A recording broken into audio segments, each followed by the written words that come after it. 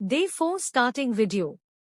పూజ్య శ్రీ పరమహంస జీ మహారాజుల వారు కూడా అదే స్థాయికి చెందిన మహాపురుషులు.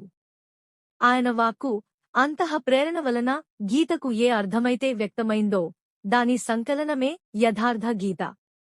ఇందులో నాదంటూ ఏమీ కలవలేదు. ఇది క్రియాత్మకము. సాధన చేయదలచిన ప్రత్యేక పురుషుడు ఈ పరిధిలో నుండే వెళ్లవలసి ఉంటుంది. దీని నుండి వేరుగా ఉన్నంత వరకు అతడు సాధన చేయడన్నది స్పష్టమవుతుంది. కాని ఏదో ఒక రకంగా వాగుతూనే ఉంటాడు.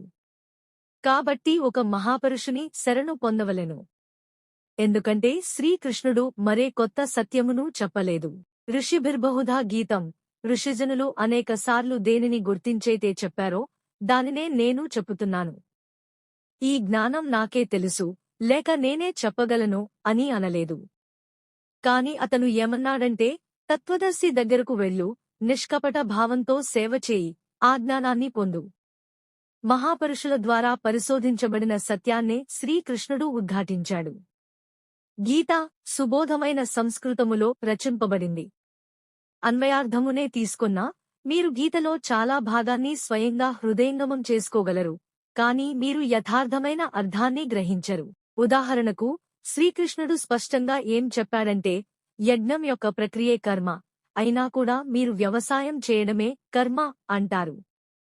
యజ్ఞం గూర్చి స్పష్టీకరిస్తూ అతనేమన్నాడంటే, ఈ యజ్ఞంలో చాలామంది యోగులు ప్రాణాన్ని అపానంలో ఆహుతి చేస్తారు, చాలామంది అపానాన్ని ప్రాణంలో ఆహుతి చేస్తారు, చాలామంది యోగులు ప్రాణంపానాన్ని నిలిపి ప్రాణాయామ పరాయణులైపోతారు. చాలామంది యోగులు ఇంద్రియముల సంపూర్ణ ప్రవృత్తులను సంయమాగ్నిలో ఆహుతి చేస్తారు. ఈ విధమైన శ్వాసప్రశ్వాసముల చింతనమే యజ్ఞం. మనస్సుతో సహా ఇంద్రియముల సంయమమే యజ్ఞం. శాస్త్రకారుడు స్వయంగా యజ్ఞాన్ని గురించి ఈ విధంగా చెప్పినా మీరేమంటారు? విష్ణువు నిమిత్తం స్వాహ అంటూ బార్లీ గింజలు, నువ్వులు, నెయ్యి ఆహుతి చేయడమే యజ్ఞం అని. యోగేశ్వరుడు ఇలాంటి ఒక్క మాట కూడా అనలేదు. మీరు అర్థం చేసుకోలేకపోవడానికి కారణం ఏమిటి? అతి సూక్ష్మంగా చదివినా వల్లే వేసినా మీకు వాక్య విన్యాసం తప్పించి ఇంకొక అర్థం ఎందుకని స్ఫురించదు?